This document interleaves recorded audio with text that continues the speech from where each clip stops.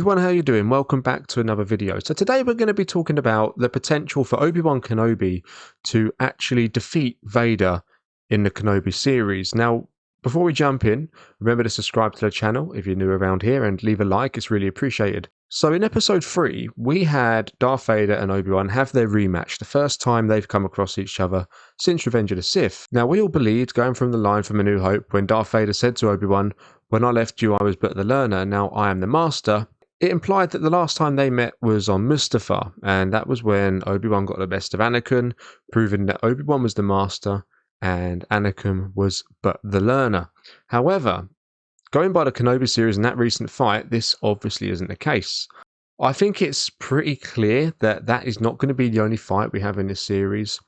The main writer for the show, Joby Harold, has actually come out and said that they would never break canon. And that certain line from A New Hope, that is just too big to break. That's too big to overlook. So I don't think that is something that they would do. So this is my theory on how Kenobi will beat Vader, most likely in episode 6. Now, at the moment, we are seeing Kenobi as a very broken man, very, very limited force abilities, and let's be honest with you, he was terrified of Vader when he came across him. What I do want to point out is that Kenobi is not a coward. Yes, he is scared of Vader, but I mean, who wouldn't be? And Kenobi knows he isn't the man he was when they last faced off in Revenge of the Sith, when he got the better of him. He hasn't used the Force in 10 years. We saw how much he struggled trying to save Leia from falling. Although he did do it, it took a lot of energy. You could tell by his facial expression.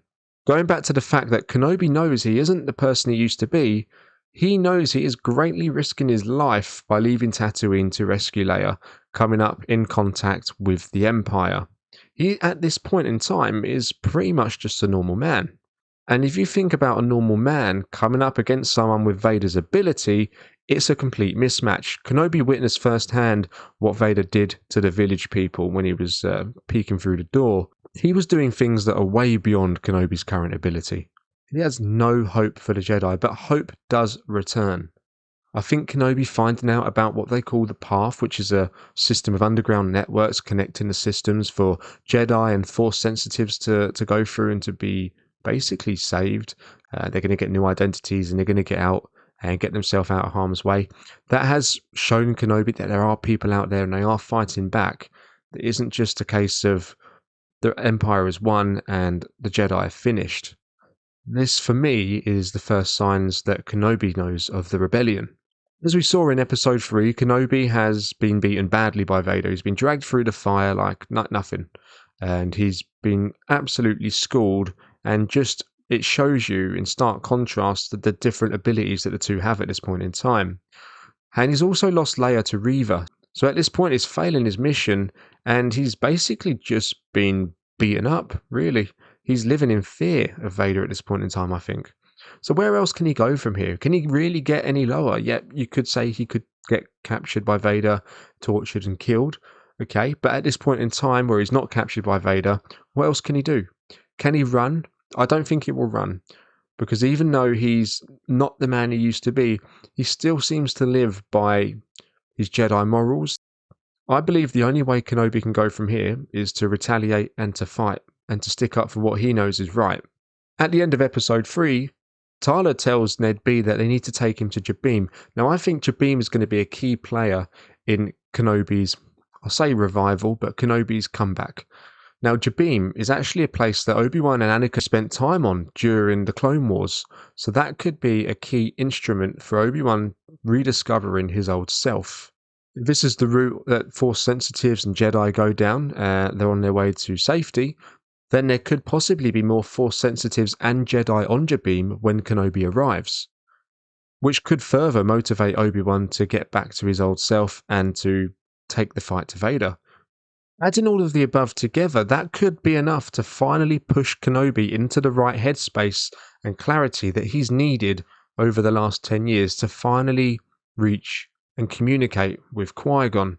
I believe the reason he hasn't been able to do so far is not because of Yoda's teachings to him not being up to scratch or not going ahead.